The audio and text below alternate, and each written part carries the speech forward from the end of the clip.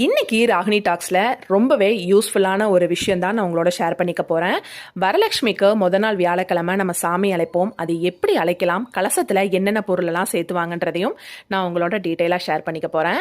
நம்ம சாமி வைக்கிற முக்காலியை ஃபஸ்ட்டு நல்லா கழுவி போட்டு வச்சு நம்ம ரெடி பண்ணி வச்சுக்கலாம். அதுக்கு மேலே தலவாழை இலை விரித்து ஒரு 2 கைப்பிடி அளவுக்கு பச்சரிசி சேர்த்திட்டு அதுக்கு மேலே நம்ம சாமி வைக்க போகிற கலசத்தையும் நல்லா சுத்தம் பண்ணி போட்டு வச்சிடலாம். அதில் பன்னீர் தான் ஃபஸ்ட்டு சேர்த்த போகிறோம். பன்னீரும் கவுண்டில் வருங்க. அதுக்கப்புறமா பன்னீர் கொஞ்சமாக ஊற்றிட்டு நல்லா கழுத்து வரைக்கும் சுத்தமான தண்ணி சேர்த்த போகிறோம்.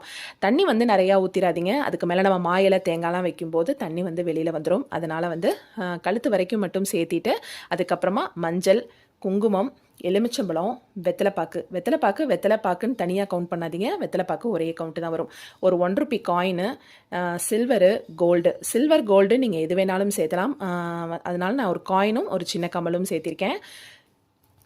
அதுக்கப்புறம் பச்சை கற்பூரம், ஒரு சின்ன பீஸ் பச்சை கற்பூரம் சேர்த்துங்க.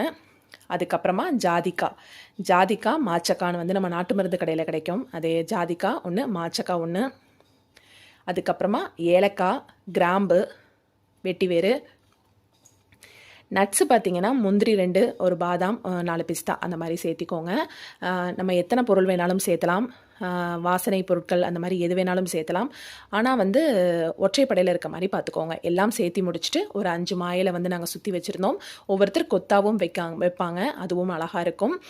ஒரே மாதிரி சைஸில் இருக்க மாதிரி வச்சிங்கன்னா ரொம்ப நல்லாயிருக்கும். அதுக்கப்புறமா மட்டை தேங்காயை நல்லா கழுவிட்டு மஞ்சள் பூசி பொட்டு வச்சு பூவெல்லாம் வச்சு சாமியை ரெடி பண்ணிவிட்டு சாமி அழைக்கிறதுக்கு முன்னாடி அதுக்கு நம்ம மங்கிலியம் கட்டிடுவோம். நம்ம ஈவினிங் சாமி அழைக்கிறதுக்கு முன்னாடியே மங்கிலியம் கட்டி நம்ம வாசலுக்கு எடுத்துகிட்டு போய் வச்சு அதுக்கு ஒரு தீபம் ஏற்றி வெத்தலைப்பாக்கு பழம் வச்சு நல்லா பத்தி சூடம்லாம் காமிச்சு நல்லா ஆற அமர பொறுமையாக சாமி கும்பிட்டோம்.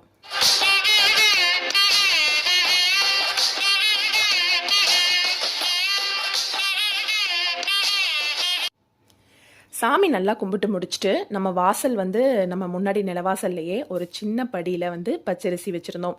நல்லா தீபாரத்தனைலாம் பண்ணி சாமி கும்பிட்டதுக்கு அப்புறமா அந்த கலசத்தாலேயே அந்த பச்சரிசியை தள்ளி விட்டுட்டு நம்ம சாமி எந்த இடத்துல அலங்கரிக்க போகிறோமோ அந்த இடத்துக்கு கொண்டு போயாச்சு. திரும்பி இந்த முக்காலி எடுத்துகிட்டு நம்ம அதே இடத்துல சாமியை வச்சுட்டு காலையில் நம்ம வெள்ளனே எழுந்திரிச்சு ரெடி ஆகிட்டு சாமியை ரெடி பண்ண வேண்டிதான். இவ்வளோதாங்க வியாழக்கிழமை எனக்கான ப்ரொசீஜர் ஃபுல்லாகவே. நீங்கள் எப்படி கும்பிடுவீங்கன்றதையும் கண்டிப்பாக என் கூட ஷேர் பண்ணிக்கோங்க. இந்த வீடியோ உங்களுக்கு யூஸ்ஃபுல்லாக இருந்துச்சாலும் கண்டிப்பாக என்கிட்ட சொல்லுங்கள். நெக்ஸ்ட் இதே மாதிரி ஒரு சூப்பரான யூஸ்ஃபுல்லான வீடியோவில் உங்களை பார்க்குறேன். நம்ம சேனலை சப்ஸ்கிரைப் பண்ணாதவங்க கண்டிப்பாக சப்ஸ்கிரைப் பண்ணி சப்போர்ட் பண்ணுங்கள். நெக்ஸ்ட் இதே மாதிரி ஒரு வீடியோவில் பார்ப்போம். பாய்.